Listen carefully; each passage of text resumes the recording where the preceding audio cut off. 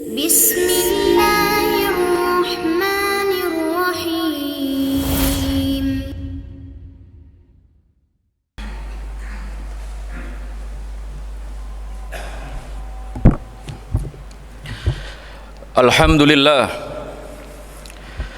Alhamdulillahilladzi arsala rasulahu bil huda wa dinil haqqi liyudhhirahu 'ala ad-dini kulli walau karihal musyrikun. Ashhadu an la ilaha illallah wahdahu la syarika lah wa ashhadu anna Muhammadan 'abduhu wa rasuluhu alladzi la nabiyya ba'da. Ayyuhal muslimun, usikum wa nafsi bitaqwallah faqad fazal muttaqun wa qad amarana Allah subhanahu wa ta'ala bitaqwa haitsu qala Allah ta'ala ya ayyuhalladzina amanu taqullaha haqqa tuqatih wa la tamutunna illa wa antum muslimun. Ya ayyuhan nasu taqu rabbakumul ladzi khalaqakum min nafsin wahidah wa khalaqa minha zawjaha wa batha minhuma rijalan katsiran wa nisaa'a wattaqullaha alladzi tasaaluna bihi wal arham innallaha kana 'alaikum raqiba. Ya ayyuhalladzina amanu taqullaha wa qulu qawlan sadida yuslih lakum a'malakum wa yaghfir lakum dunubakum wa may yuti'illaha wa rasulahu faqad faza fawzan 'azima. Amma ba'd, fa inna astaqal hadisi kitabullah wa khairul hadi hadi Muhammadin sallallahu alaihi wasallam.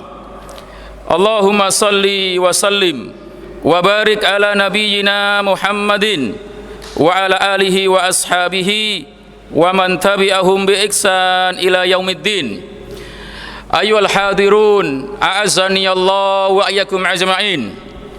Jamaah ibadah salat Jumat yang dimuliakan oleh Allah, izinkanlah di muqaddimah khatib berkhutbah mengajak pribadi khatib sendiri dan jenengan semuanya yang dimuliakan oleh Allah, monggo kita terus senantiasa bertakwa kepada Allah Jalla wa Ala dengan kita berusaha menjalankan semua apa yang Allah perintahkan dan kita berusaha untuk menjauhi hal-hal yang dilarang oleh Allah Subhanahu wa ta'ala. Ma'asyiral muslimin, jamaah ibadah salat Jumat rahimani wa rahimakumullah. Sesungguhnya nikmat yang Allah berikan begitu banyak sampai kita diingatkan oleh Allah, sekiranya kita menghitung nikmatnya tidak akan mungkin kita bisa untuk menghitungnya.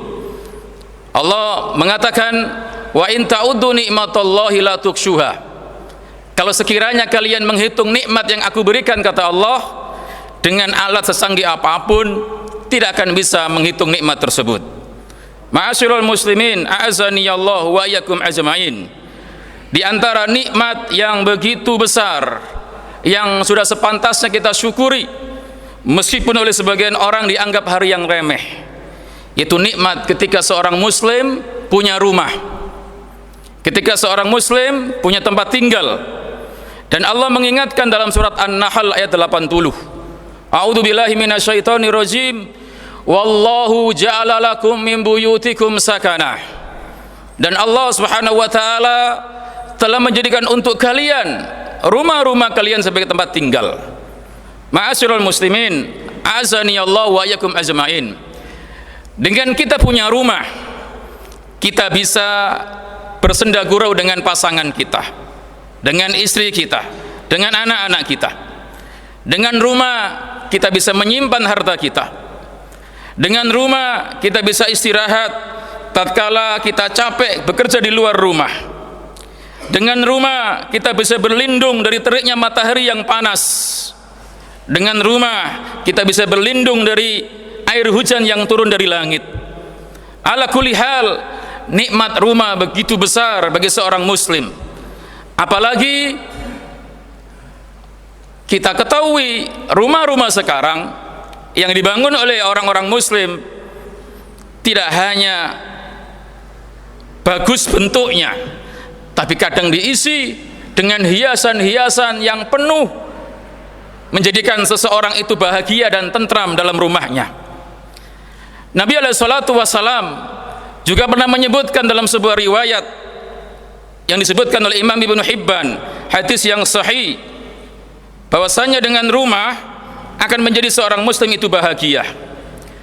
Nabi pernah mengatakan, arbaun minas sa'adatil mar'i, ada 4 perkara yang menjadi seorang muslim itu bahagia.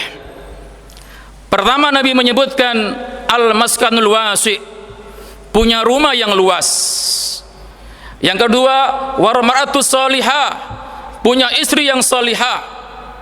Yang ketiga, wal jarus salih, punya tetangga yang baik. Dan yang keempat, wal markabul hani, punya kendaraan yang nyaman. Ma'asyiral muslimin, Nabi SAW menjelaskan di hadis di atas 4 hal yang akan bikin seorang itu bahagia. Di antaranya adalah ketika seorang punya rumah, apalagi rumahnya luas. Tidak hanya itu, rumah luas, tapi kalau seandainya sendiri, membujang, tidak bahagia, maka perlu pasangan. Itulah mar'atus solihah, itulah wanita yang solihah, meskipun namanya bukan solihah, tapi sifatnya. Yang ketiga, yang akan menopang seseorang itu bahagia juga, punya tetangga yang baik-baik, sehingga kalau dia pulang kampung, dia keluar rumah, dia bekerja, tidak khawatir rumahnya akan diambil hartanya, dicuri barangnya. Iya, karena tetangganya baik-baik.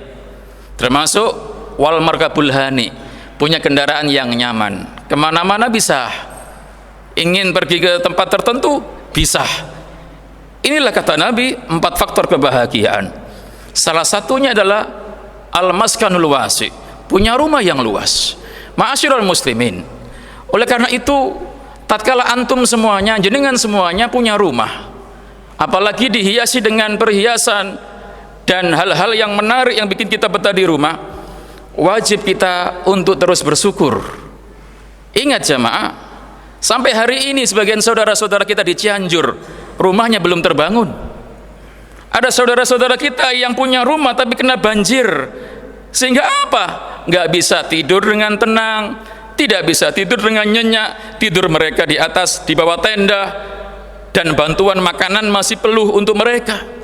Tapi alhamdulillah, tatkala kula jenengan senantiasa diberikan rumah, meskipun kadang mengontrak, tapi ini nikmat yang perlu untuk kita syukuri, dan syukurnya kita harus terus tiap hari kalau bisa. Ingatlah jamaah, Allah mengingatkan kita tentang manusia yang sombong, manusia yang merasa dirinya kuat, sampai dia mengatakan, harta yang saya punya ini milikku, bahkan rumah ini aku bangun untuk dari diriku. Tapi karena dia sombong, dia lupa, tidak bersyukur, Allah tenggelamkan dia dalam perut bumi. Wa khosafna bihi wa bidarihi al-ard, kami tenggelamkan dia bersama rumahnya, hartanya ke dalam perut bumi. Itulah Qarun. Kenapa? Karena dengan kesombongannya dia lupa dengan Allah, tidak mau bersyukur kepadanya. Allah tenggelamkan rumahnya beserta dirinya. Jemaah yang dimuliakan oleh Allah Jalla wa Ala, rumah yang kita tempati ini kita hanya dipinjami oleh Allah. Pemilik sesungguhnya apa yang ada di atas muka bumi ini adalah Allah Jalla wa Ala. Kalau sekiranya Allah mengambil, itulah haknya Allah. Oleh karena itu kita dituntut setiap nikmat yang kita dapatkan, termasuk nikmat rumah, wajib kita untuk bersyukur. La in syakartum la azidannakum wa la in kafartum inna adzabi lasyadid. Allah mengingatkan itu. Kita disuruh untuk bersyukur kepada Allah. Dan ingat, azab Allah itu pedih. Ma'asyiral muslimin, jamaah sidang Jumat yang dimuliakan oleh Allah. Lalu bagaimanakah cara kita bersyukur tatkala kita punya rumah? Para ulama menjelaskan bahwasanya as-syukru ta'atul mun'im. Syukur itu mentaati yang memberi nikmat. Ketika kita mempunyai rumah, ini nikmat yang agung. Hati kita, kolbu kita harus mengakui ini nikmat dari Allah. Lisan kita berbanyak mengucapkan alhamdulillah.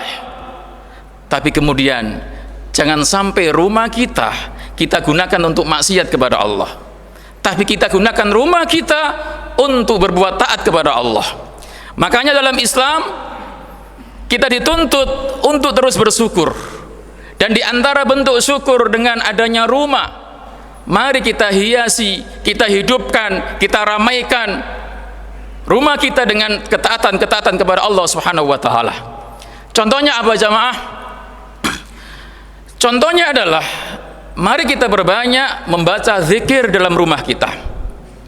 Rasulullah sallallahu alaihi wasallam pernah menyebutkan, masalul baitil ladzi yudkarullah fihi wal baitil ladzi la yudkarullah fihi masalul hayy wal mayyit. Perumpamaan sebuah rumah yang di dalamnya diisi dengan zikir kepada Allah dan rumah yang tidak dibuat zikir di dalamnya kepada Allah seperti orang yang hidup dan orang yang mati.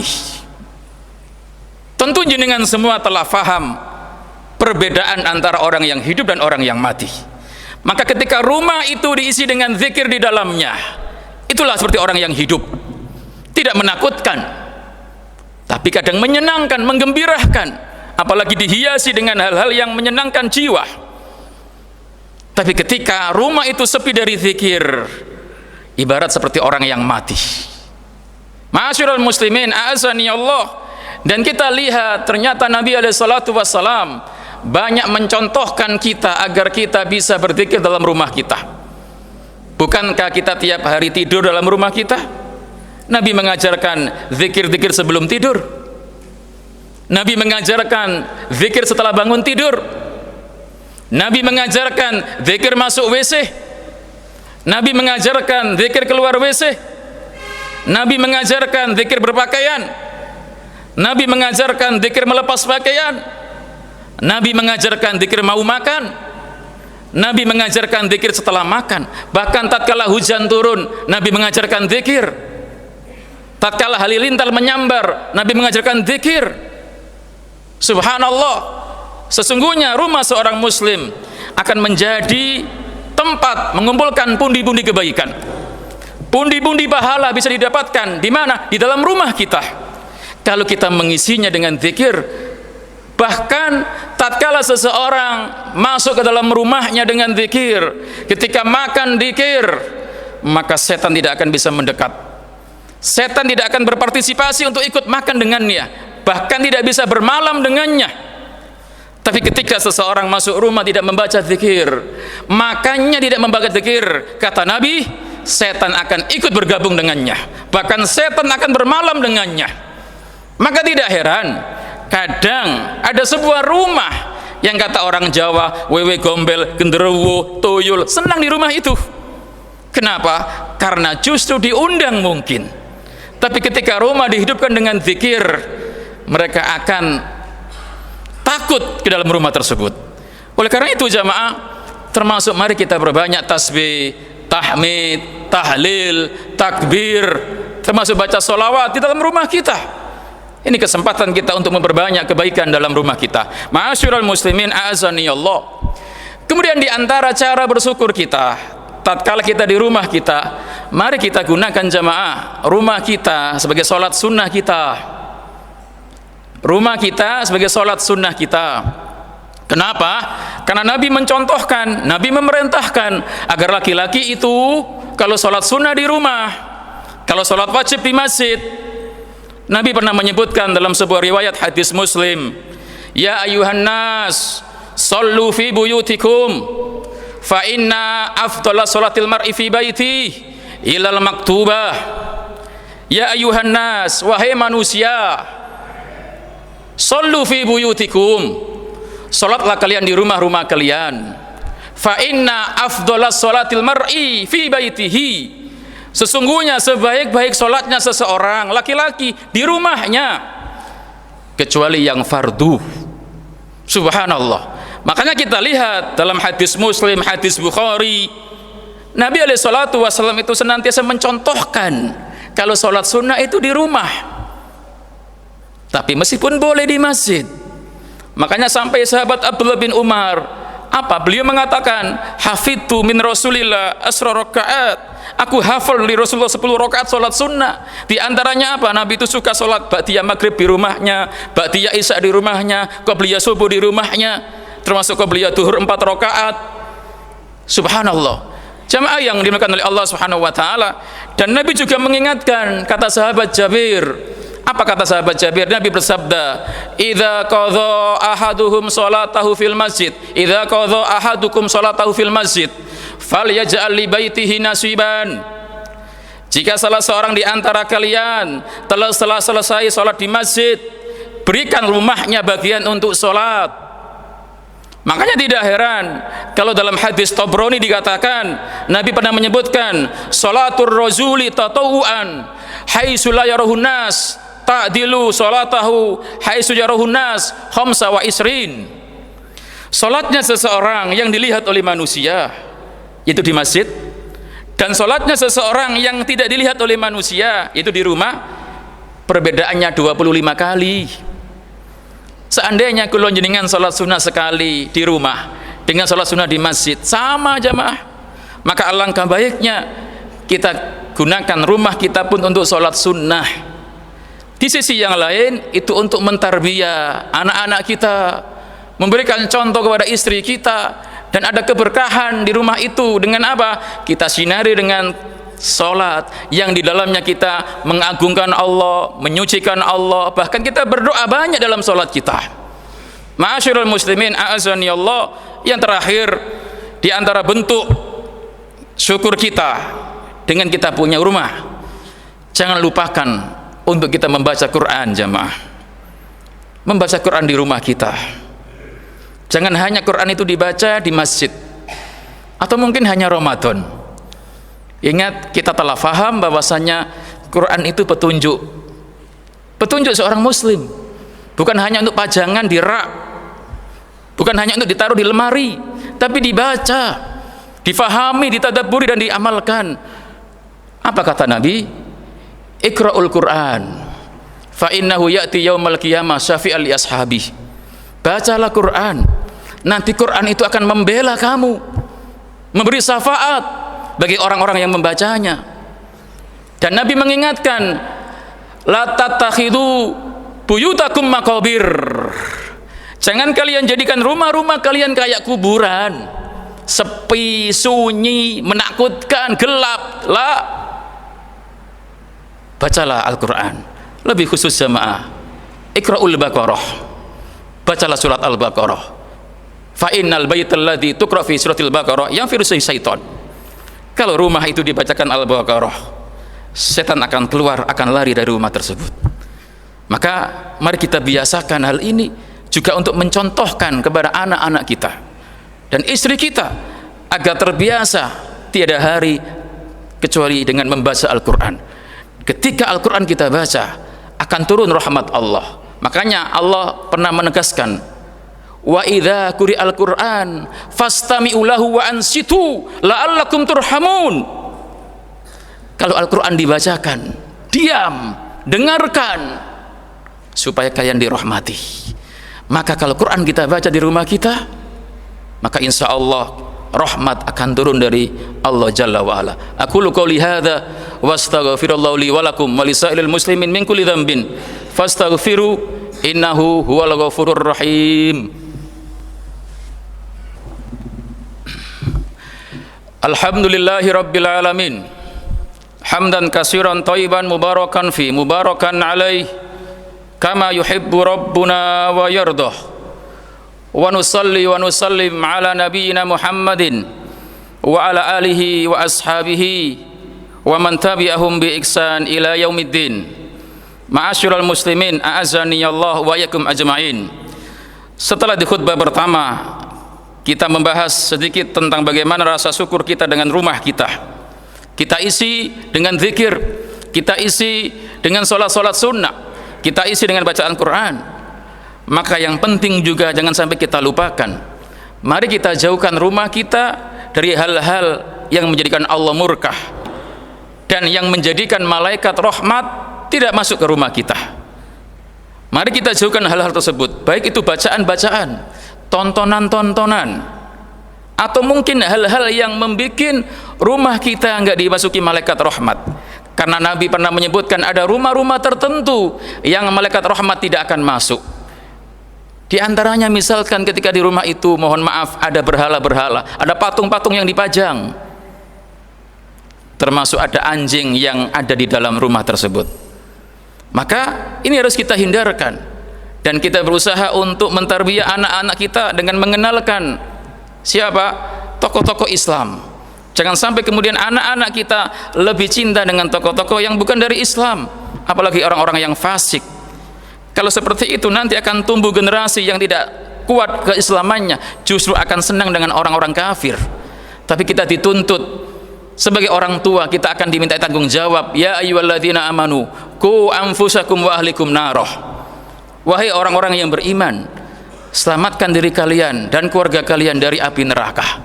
Maka dengan cara hal di atas, termasuk mentarbiyah anak-anak kita dengan cara yang islami, kita hidupkan lingkungan di rumah kita dengan lingkungan yang islami, yang mudah-mudahan dengan itu semua anak-anak kita akan tumbuh dengan baik, jadi anak-anak yang saleh, anak-anak yang soleha, hatta sampai kita meninggal dunia pun transfer pahala untuk kita, doa yang dipanjatkan anak-anak kita untuk kita, sehingga akan semakin tinggi derajat kita di sisi Allah Subhanahu wa taala. Dan mudah-mudahan Allah mengabulkan kita.